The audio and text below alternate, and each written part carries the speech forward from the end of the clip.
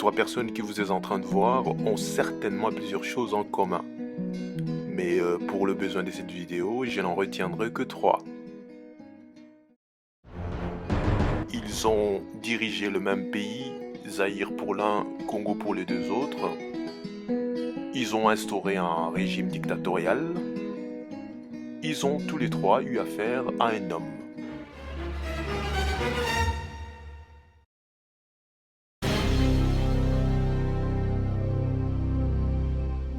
Je ne pense pas être suffisamment équipé et légitime pour dresser le portrait d'un personnage aussi emblématique que Etienne Tshisekedi Wamulumba, même si c'est pour lui rendre hommage. En revanche, je pense que je peux en toute légitimité vous raconter une petite histoire. C'est mon histoire, c'est mon rapport à Yachichi. C'est un témoignage, il est authentique, il est vrai.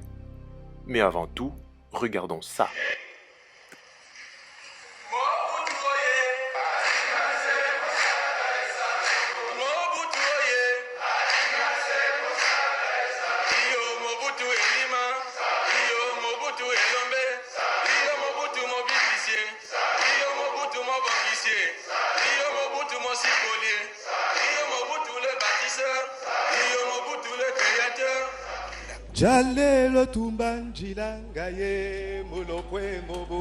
Sans exagération aucune, à cette époque de la République du Zaïre, il n'y avait aucune différence entre Mobutu et Dieu.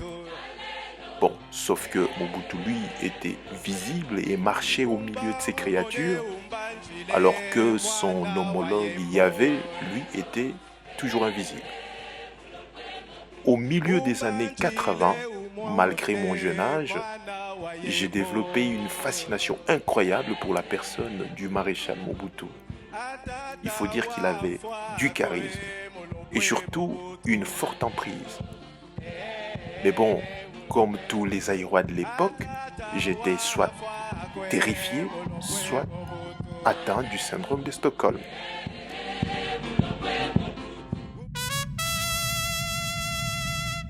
J'ai habité dans la commune de Kintambo, aux frontières de la commune de Ngaliema, à seulement quelques minutes de marche du très célèbre mont Ngaliema.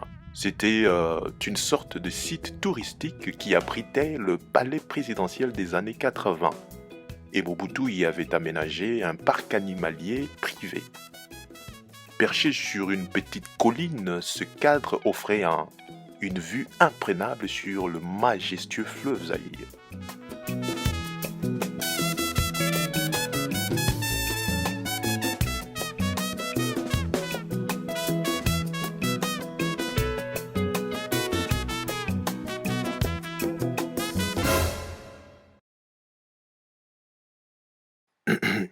Excusez-moi, je me suis un tout petit peu laissé emporter par la tendresse du saxophone, certainement nostalgique d'une époque qui rappelle des beaux souvenirs. Des très très beaux souvenirs, comme par exemple la centaine de promenades que j'ai faites avec ma mère et un oncle autour du site de Mongaliema.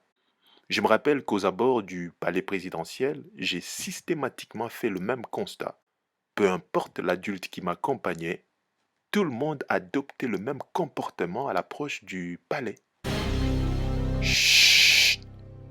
Et si on chuchote le nom du maréchal Mobutu?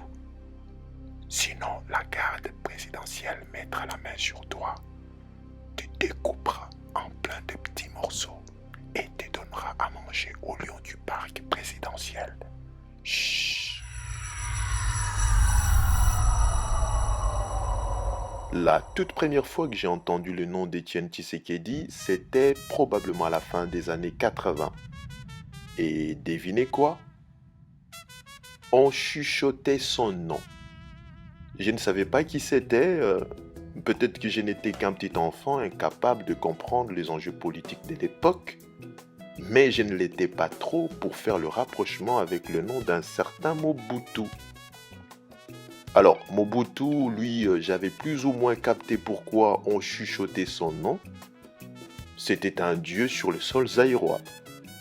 Mais le nom de Tshisekedi, pourquoi ce monsieur l'a-t-il dit tout bas? Est-il frappé d'un tabou? Vous comprenez donc que dans mon raisonnement d'enfant, je me suis dit, si on chuchote le nom de Tshisekedi, alors il doit être super balèze. Il doit être au moins aussi puissant que Mobutu. Voilà comment un mythe peut naître dans l'esprit d'un enfant.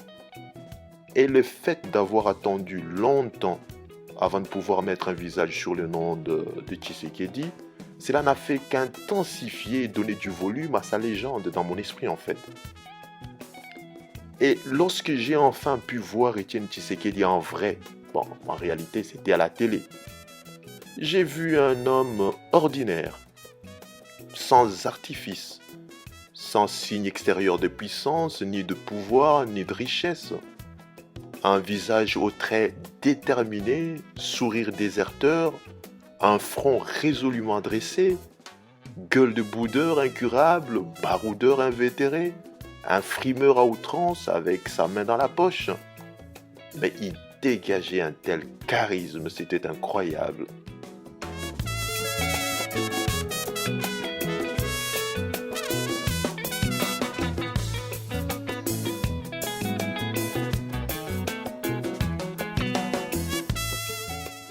Mais cela n'explique pas comment lui, homme ordinaire, a pu mettre à genoux un Mobutu mi-dieu, mi-homme. Si vous pensez que j'exagère, suivons plutôt cet élément. Hier, pendant la conférence nationale souveraine, vous avez fait face à Mobutu, qui est votre frère congolais.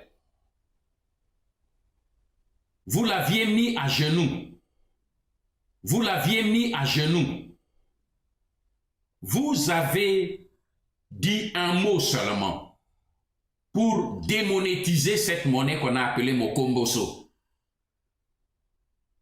Et cette monnaie, malgré tout ce que les services, le gouvernement avait fait comme stratégie pour le faire accepter, ça n'a pas marché. Un seul mot de vous.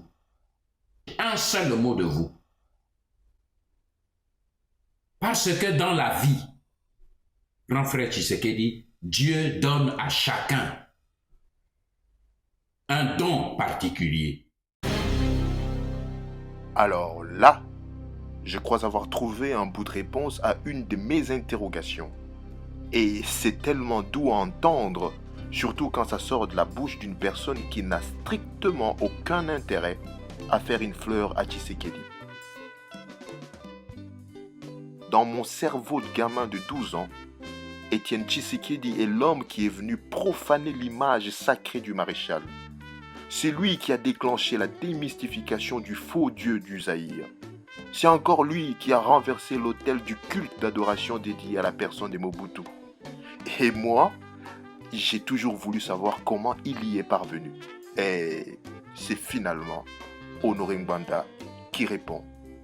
Tshisekedi avait un don. À cette même époque où le mythe Mobutu était cassé par Étienne Tshisekedi, la situation économique du pays était des plus chaotiques. La dévaluation du Zaïre monnaie avait atteint des niveaux astronomiques. Pour vous donner un ordre d'idée, en 93 par exemple, un dollar s'échangeait à plus de 100 millions de Zaïre. C'est complètement délirant. Avec 10 dollars, on était milliardaire en Zaïre. C'est donc dans le contexte de cette méga crise économique qu'Étienne Tshisekedi allait une fois de plus marquer mon enfance. Fin septembre 91, tôt le matin, j'achète la moitié d'une baguette comme celle-ci à 9 millions de Zaïre. Tshisekedi vient d'être nommé Premier ministre par Mobutu. La nouvelle de sa nomination se répand comme une traînée de poudre, entraînant au passage une baisse inexpliquée du dollar, avec comme conséquence la chute inexpliquée des prix. Le même jour, dans l'après-midi, une baguette entière se vendait à moins de 9 millions. Voici ce que me dira un prof en Belgique. Monsieur Moujangi, c'est une mécanique neuroéconomique qui s'explique dans la psychologie comportementale et cognitive du consommateur. Évidemment. À 14 ans, on ne sait pas comprendre ça. Papa Ngwanda, qu'est-ce que vous en pensez, vous? Dieu donne à chacun un don particulier.